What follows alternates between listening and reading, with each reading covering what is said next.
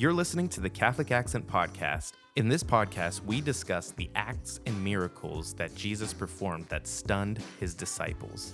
Today's topic is the wedding feast of Cana. I'm Jordan Whiteko, along with Father Andrew Hamilton and Father Christopher Pujol. And we're both stunned. It's so good to be with both of you today. Why don't you set the scene for me? What would a Jewish wedding of that time period in Galilee have been like? Well, Father Hamilton actually just came back from the Holy Land, so we'll let him set the stage because one of his favorite pastimes is, of course, going to weddings. It was so nice of you to let me set the entire scene for us here. Cana of Galilee, right? When you go there now in modern Israel, it's a much bigger place than it would have been at the time, but Cana would have just been a small town that Jesus would have been very close to. My guide said whenever I was in Israel, maybe like 400 to 500 people. The interesting part of that is that it's such a small town that back then, most people that lived within a small town were related to one another. People have some sense of this still. Maybe if they come from a smaller town in western Pennsylvania, that you have a lot of relatives. I remember growing up in Ford City.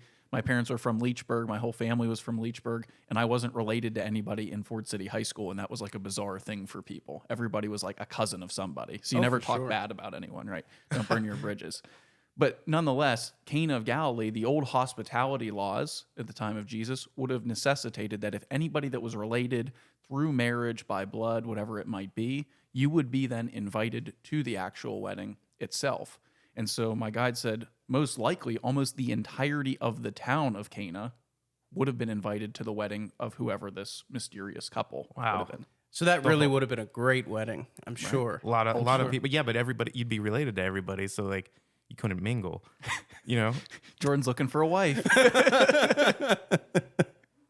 So, did you happen to see a wedding while you were there? There was no weddings while I was there. Yeah. Do you know, like, do they still pretty much invite the entire town, or? I don't know about that, but in terms of the church where this miracle would have happened, that's built on the ruins over time of ancient Israel and then the Crusader church and then now the modern church that's there, in one of the side chapels, it's a tradition that basically couples come there and they renew their wedding vows. Oh, wow. So people witness a wedding in that sense, but more a Christian marriage than Jewish Gotcha. now. Yeah.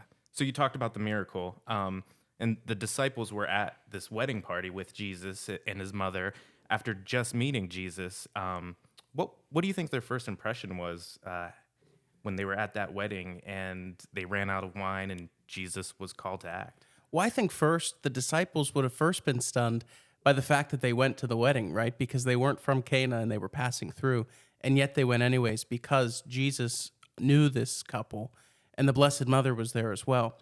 And I think to see Mary's role to begin with, that is a woman in that time period, is the one who's commanding her son to do something and act, is a moment for all of us to pause and see, running out of wine at a wedding, especially around here, seems to be a common reality, right? And we can go get more because people enjoy themselves at weddings and loosen up.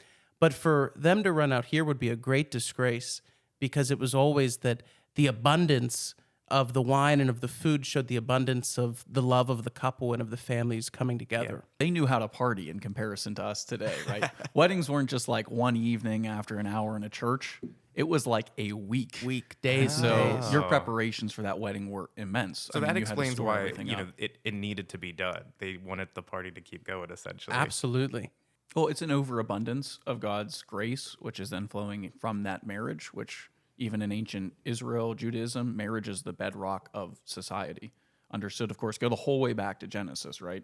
Man, woman, together. It's bad that man is alone, which takes us into something else within the actual story itself, which is why does Jesus call his mother woman? It seems very odd or maybe abrupt, rude that he would do so. But it's actually, there's a twofold nature to this, one being more spiritual and then one cultural. The spiritual would have been, he's making reference the whole way back to Eve. So one of the titles that we know the Blessed Virgin under is the new Eve, as Christ is the new Adam, bringing about the redemption of the world from the fall that came through Adam and Eve.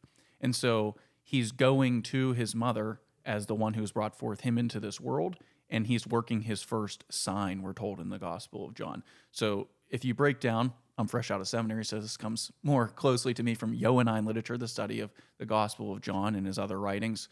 There's the book of signs, and then there's the book of glory. later on. And so we're still early on, the second chapter of the Gospel of John. We're seeing the first sign of Jesus working this miracle at Cana, and he's revealing his glory through the signs. What's the greatest revelation of his glory? Whenever his hour has come, we hear in the scriptures as well. So his hour, of course, is his dying for us on the cross, the redemption of the entirety of the world. But he's bringing the nations of Israel to himself by working these signs. And so his making here of wine from water is that. And so he's, of course, referring to Mary as woman, relating to Eve. Now, the cultural context of that. Of the time, and this is still true of a lot of Jewish communities that are more conservative, as well as Islamic communities in the Middle East, you wouldn't necessarily call out one of your relatives' names in front of strangers. Like I said, people were related, whether by marriage or by blood, maybe that were at the wedding feast of Cana, but that didn't mean that Jesus would have known everybody exactly there, nor that Jesus was exactly related. He could have been passing through. We don't know exactly why do you think he was invited then? Well, one of the things reading into that would be that he wanted to work one of his signs. But if he had been known before that as kind of growing up as the Christ child, maybe people that run into him, you want certain people at your wedding that are exciting or you meet.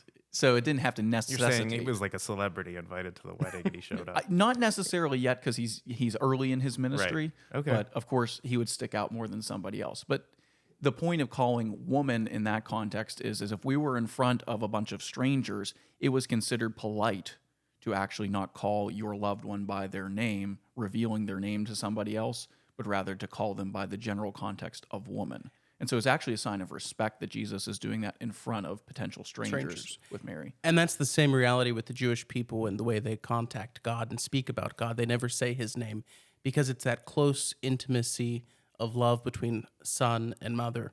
And Father Hamilton touched on the importance of that wine. And I think it's so beautiful when we look at how wine's made, that you take many hundreds of thousands of grapes, right? And they're crushed down and they become one. And so what Jesus is doing here is saying the old and the new are coming together. So you have grapes and wine, you have water. You can almost see it as the old and the new.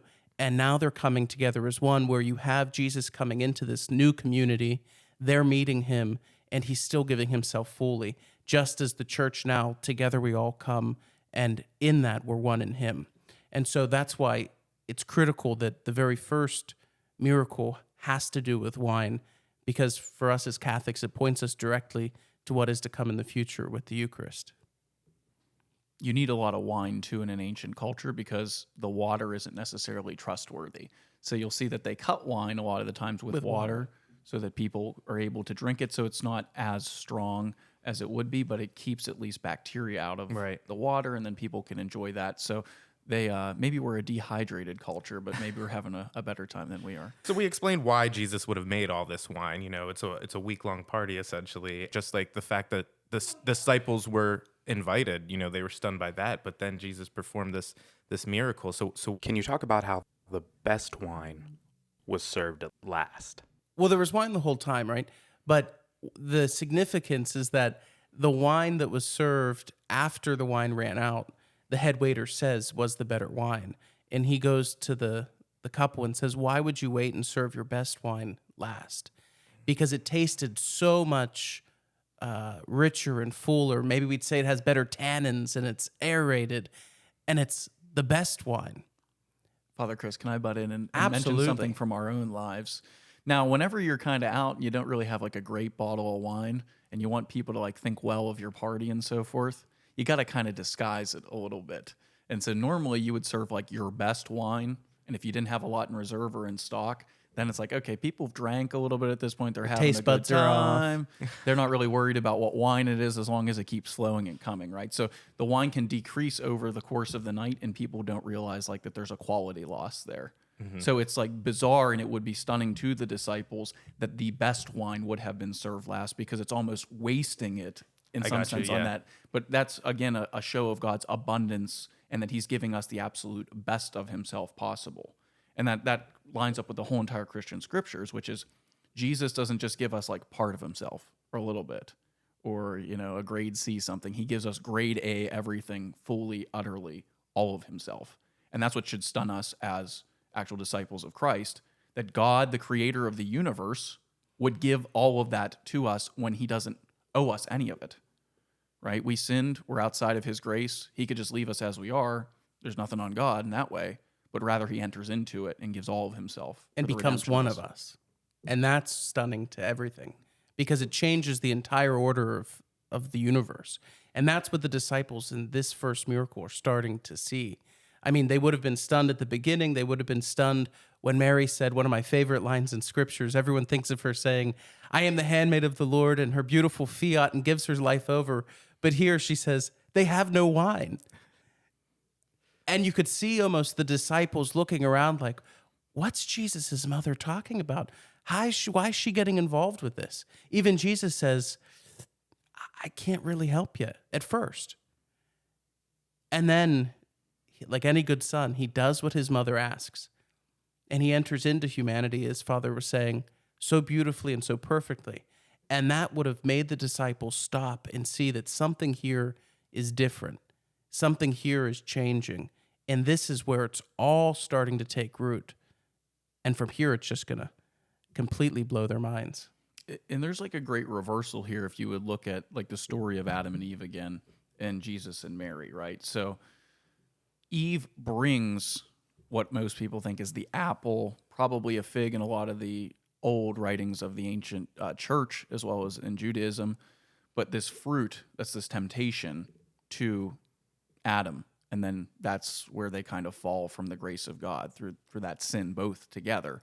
Well, now you see the great role reversal, turn it around, that Mary as the new Eve is bringing the situation to Jesus that needs fixed, and then he does so, rather than not living up to like maybe like what his duty is in some sense, but rather he fulfills it fully for those, and they enter into a joy rather than into a sorrow. Or into a loss, yeah. Mm-hmm. Because nothing's lost here. You have Jesus, the new Adam, Mary, the new Eve, new man, new woman, and in this marriage you see the joining of that new life coming. So up until this point, everything was loss. Everything was offering sacrifices so that they could find God or somehow change God's favor to be saved and enter into the new land and the new covenant. And now it's actually happening. And so for those first followers of Christ, those disciples would start to see their Jewish beliefs fulfilled, transformed. And that's stunning because they're coming to see him not as just a teacher or a rabbi or a leader, but they're seeing him as the Messiah and the completion of the Old Testament. So, something about, too, stunned, not necessarily disciples, but just people that were there, people that are maybe not yet disciples. Think about all the servers of the banquet, like those that had to get the wine. And right? fill the water jugs. Yeah, when you go to actual Cana itself and you go underneath the church, they have not necessarily the stone jar that was there, but it's representative of the time, and they're huge. You don't move them, meaning that you move yourself to go get water. I was a banquet server in my previous life, and one of the things that you would hate to do is like have to like scurry to get a bunch of stuff to try to make up for a loss during the banquet itself. Like you just feel like you're just trying to fill in a hole that keeps like getting bigger and bigger. And that's in some sense what like those workers would have had to do is they had to go get multiple buckets of water and then bring it back so that then Jesus could actually make that into wine. So at first they would have been like, why are we doing this? Like, what's the point of this in the midst of us running out of wine? Shouldn't we be going to the neighbors or somewhere else to try to find something, not bringing all this water into a jar? So they would have been obviously shocked whenever it became wine. And it's also interesting that the wine, that those jugs would have been emptied, right? Because they're for ceremonial washing. And to be present at this wedding, you would have had to been ritually clean. And so those jugs would have been used to clean the utensils, the bowls, the spoons, their hands themselves, so that everyone could be together in community and in worship and then celebrate. And so all of that water would have been used up over that time period. Those were big jars, right? Yes, 6 of them, 20 to 30 gallons each. That's a lot of wine for Jesus to make. Did they drink that all? Did they save some of it? Even would it be any good if they saved it? Well, I'm sure that the Lord's wine is the best vintage and the best. It doesn't have sulfites and all these other things. Yeah. Totally organic. It would go over very well today. Yeah. You can drink a bunch of it and still feel fine tomorrow. No headache, yeah. There's a lot of wine, Jordan. I don't think that they can finish it all. You don't think they finished it all? I mean, It sounds like this party was wild. It was though, so- probably like a takeaway keepsake. They all took a little. They jug took a with little them. bit. they new wine or what is it? They had fresh wine skins, right? Yeah. For the new wine. New wine skins. Oh, all right. And It was a long journey back to wherever they were going, you know. They had to stay hydrated. Maybe Jesus took some along with them for the disciples on their next, as they continued their journey. Who knows? vintage year one. I know it's not year one at that point. It goes back directly to that great abundance because they were never going to go through all that wine at that point. But it shows us now that God's grace is like that wine. It's never ending, never failing, and we can continue to draw into those great cisterns of his grace and love. My cup floweth over. Thanks for listening to the Catholic Accent Podcast. Don't forget to follow, like, and subscribe to our show.